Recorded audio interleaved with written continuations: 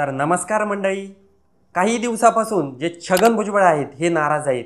नाराजीचं कारण म्हणजे हे मुंबईमध्ये तळ ठोकून बसले होते। त्यांना अपेक्षा होती की अजित पवार यांनी मंत्रिपदासाठी माझा विचार नक्कीच केला असेल, पण छगन भुजबळ यांना मंत्रिमंडळामधून डावलल्यामुळे छगन भुजबळ हे नाराज होऊन येवल्यामध्ये गेले। त्यानंतर त्यांनी ठरवलं की आपण ओबीसीचे एक सर्वजण एकत्र यायचं आणि एक सभा घ्यायची। सभेतून एक त्यांना संदेश द्यायचा होता की मला मंत्रिमंडळामधून डावलल्यामुळे काय काय होऊ शकतं। तर अनेक ठिकाणी मोर्चे निघाले।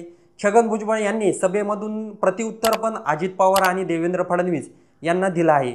त्यामध्ये त्यांनी बोललं आहे की देवेंद्र फडणवीस यांचा काही आक्षेप नव्हता मला मंत्री करण्यासाठी, पण यांनीच मला मंत्री केलं नाही असा देखील अजित पवार यांच्यावर आरोप झाला आहे।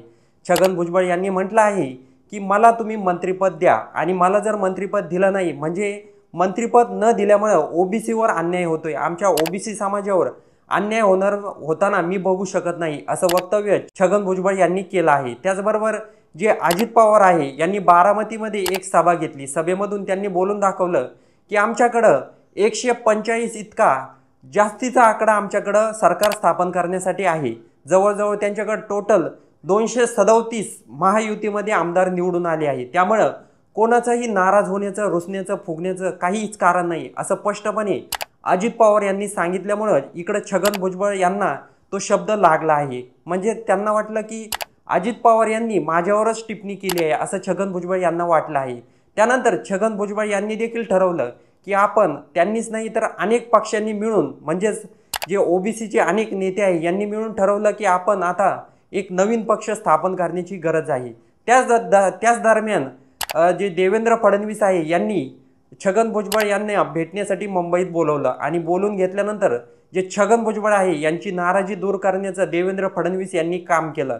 त्यानंतर पत्रकार परिषद घेऊन छगन भुजबळ यांनी म्हटलं आहे की देवेंद्र फडणवीस आणि माझी भेट झाली। भेटीमध्ये देवेंद्र फडणवीस यांनी माझी चांगल्या पद्धतीने समजूत काढली।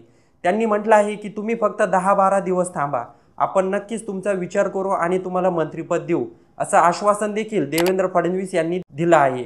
पण या ठिकाणी बघणं गरजेचं आहे जे छगन भुजबळ आहे यांची नाराजी दूर होते का, त्याचबरोबर जे अजित पवार आहे आणि जे छगन भुजबळ आहे यांच्यामध्ये जो नाराजीचा सूर आहे हा कायम राहतो। जे छगन भुजबळ आहे यांना मंत्रिपद भाजपकडून मिळतं का राष्ट्रवादीकडून मिळतं हे बघणं गरजेचं आहे। त्याचबरोबर असं देखील बोललं जात होतं भाजपमध्ये छगन भुजबळ लवकरात लवकर प्रवेश करतील, कारण जे अजित पवार आहे यांनी छगन भुजबळ यांची भेट घेतली नाही, जे देवेंद्र फडणवीस आहे यांनी छगन भुजबळ यांची भेट घेतली। त्यामुळे अनेक बातमीपत्रामध्ये असं बोललं जात आहे की छगन भुजबळ लवकरात लवकर मंत्रिपदासाठी भाजपमध्ये प्रवेश करतील असं बोललं जात आहे। आता येणाऱ्या काळामध्ये छगन भुजबळ हे राष्ट्रवादीतच राहते किंवा भाजपमध्ये राहते हे बघणं गरजेचं आहे। त्याचबरोबर या कोड्याबद्दल तुम्हाला काय वाटतं कमेंटमध्ये नक्की सांगा आणि व्हिडिओ आवडला असेल तर चॅनलला सबस्क्राईब करायला विसरू नका।